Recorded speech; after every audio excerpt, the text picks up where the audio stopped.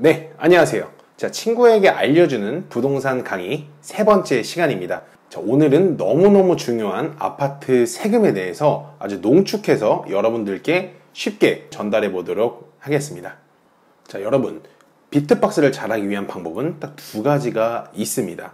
하지만 부동산 세금, 거기서도 아파트 세금에 대해서 잘 알기 위한 방법은 정확히 딱 세 가지만 기억하면 됩니다. 자, 그러면 그 세 가지 지금부터 시작해 보도록 하겠습니다.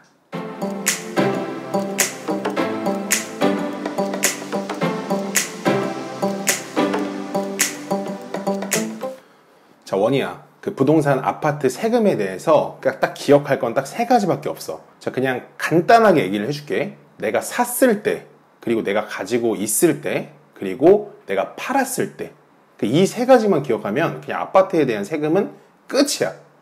자, 이거를 얼마나 잘 이해하고 인지하고 있냐에 따라서 내가 벌어들이는 순수익과 내가 나가는 돈이 얼마인지를 정확하게 기억하게 할 수 있는 아주 중요한 지표가 되는 거지. 자, 첫 번째, 내가 샀을 때부터 한번 기억해 볼게. 조금 더 전문적인 말로는 취득세라 그래. 자, 샀을 때는 앞으로 취득세라는 표현을 쓰도록 한번 해보자. 자, 취득세는 그러면 도대체 얼마를 내느냐? 간단하게 생각해 볼게. 그냥 내가 사는 금액에 1.1%에서 많게는 3.5%까지 형성되어 있다고 생각하면 돼. 근데 여기서 우리가 기억해야 될 건 정확히 딱 하나야. 자, 우리는 이제 비싸고 큰 거를 살 수가 없기 때문에, 자, 8호제곱미터 전용 면적 기준 8호제곱미터 이하이면서 6억 이하짜리를 사게 됐을 때는 취득세 1% 플러스 지방교육세 0.1%가 더해져서 1.1%라고 기억하면 돼. 자, 그러면 정리를 해볼게. 자, 취득세는 우리가 사는 금액의 1.1%다라고 여기까지만 생각하면 취득세는 끝. 자, 그러면 두 번째, 내가 갖고 있을 때 내는 세금인 보유세에 대해서 설명을 해줄 건데, 보유세는 크게 두 가지로 나뉘는 거야. 자, 첫 번째는 종합부동산세, 줄여서 종부세라고 이제부터 표현을 할 거야. 자, 종부세는 복잡하게 생각할 거 없어. 그냥 누가 나 종부세 내야 되는데, 나 종부세 때문에 너무, 힘들어. 라고 하면 그 사람은 그냥 부자라고 생각하면 돼. 자, 종부세 이꼴은 부자들이 내는 세금이다. 자, 왜 그런지에 대해서 지금부터 간단하게 이유를 설명해 줄게. 자, 공시지가 기준으로 이제 6억 초과분에 대해서, 1세대 1주택자인 경우에는 9억 초과분에 대해서만 과세를 하는 세금이야. 자, 그렇기 때문에 비싼 집을 갖고 있는 사람들만 내는 세금이다 라고 그냥 생각하면 정리가 아주 쉬울 거야. 근데 이렇게 끝나기는 너무 아쉬우니까 혹시나 종부세를 내는 사람이 있다면 간단한 절세의 팁을 알려줄게. 자, 종부세는 그냥 인별과세라고 생각하면 돼. 자, 인별과세가 뭐냐면 사람당 내는 세금이라고 생각하면 돼. 자, 그러면 공시지가 기준 아까 1세대 1주택자는 9억 초과분이었잖아. 그러면은 부부 공동명의를 하게 되면은 공시지가가 그만큼 절감이 돼서 종부세를 안 낼 수 있는 상황이 발생할 수도 있어. 그러니까 이 점은 그냥 꿀팁으로 기억해 두자고. 자, 보유세 중에서 우리가 정말 알아야 될 건 바로 재산세야. 자, 재산세 같은 경우에는 부동산을 소유하고 있는 사람이라면 1년에 한 번씩은 반드시 내야 된다고 생각하면 될 거야.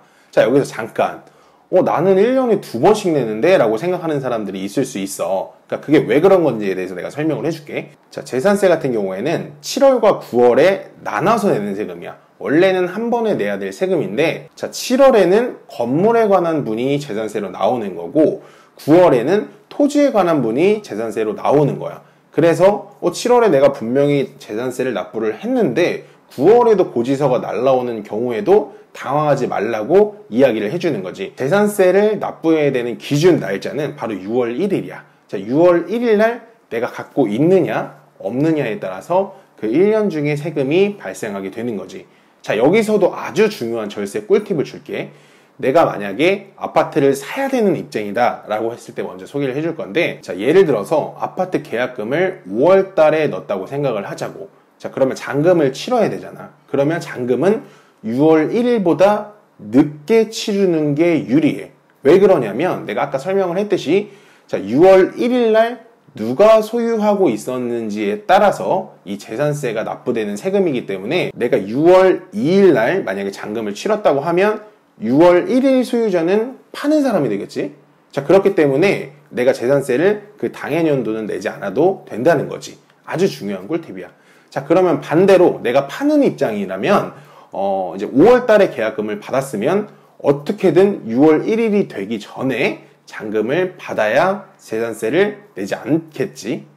아주 중요한 꿀팁이니까 잘 기억해 두도록 하자고.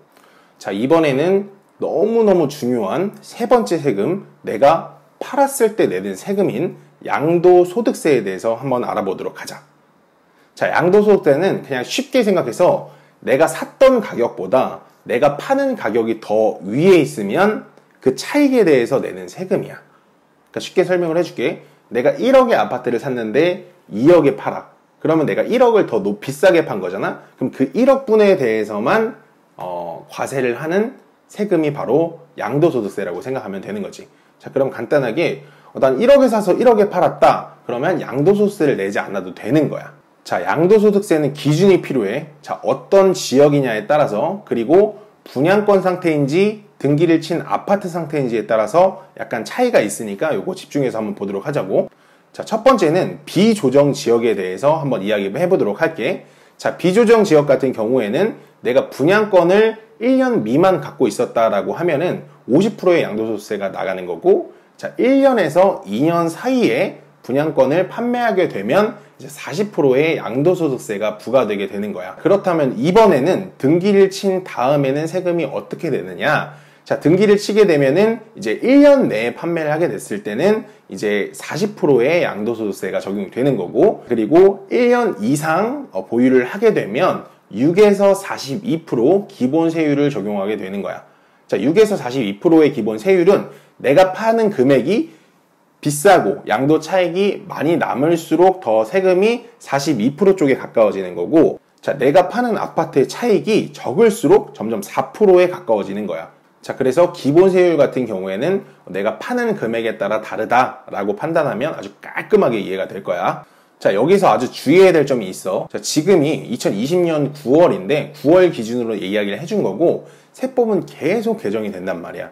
그래서 2021년 1월이 됐을 때는 이 세법이 한 번 더 바뀔 거야. 그래서 어떻게 바뀌느냐? 분양권 상태이든 아파트 상태이든 이제 50%, 40%, 50%, 40%의 세율을 적용하게 되니까, 만약에 내가 언제 팔아야 될지 시기를 고민하고 있다면 이 시기를 감안해서 양도세를 계산해서 그 양도세를 적게 내는 시기에 맞춰서 아파트를 팔 필요가 있는 거지.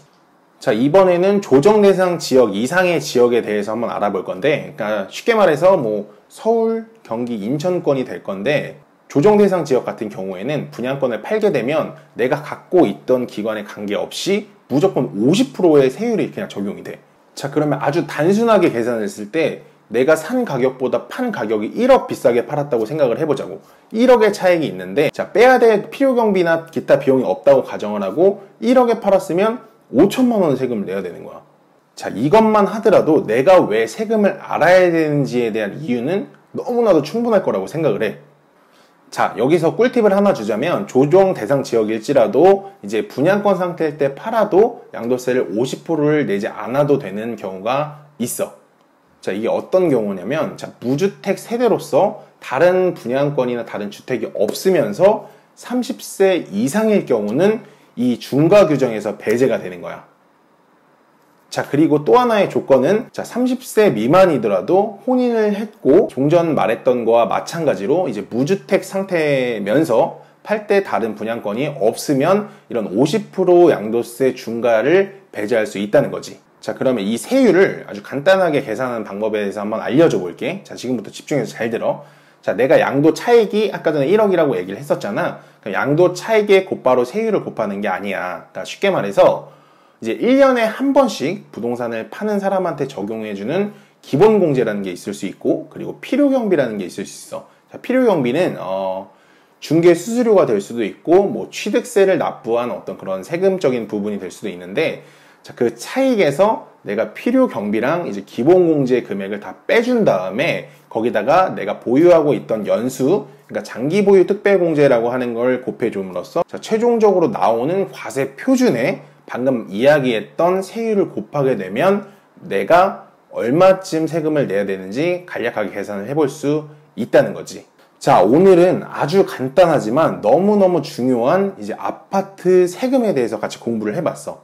자, 이게 그냥 이야기를 했다고 끝나는 게 아니라 자, 한번 내가 직접 계산을 한번 해볼 필요가 있고 그리고 내가 아직 아파트를 소유하고 있지 않더라도 내가 요 정도 금액의 아파트를 사서 요 정도 기간에 팔았을 때 대략 어느 정도 세금이 발생하겠다 정도는 계산할 수 있는 아주 충분한 시간이었다고 생각을 해. 자, 오늘의 내용이 너무나도 유익했으면 좋겠고 이걸 통해서 정말로 계산할 수 있는 친구들이 됐으면 좋겠어. 자, 오늘은 여기까지!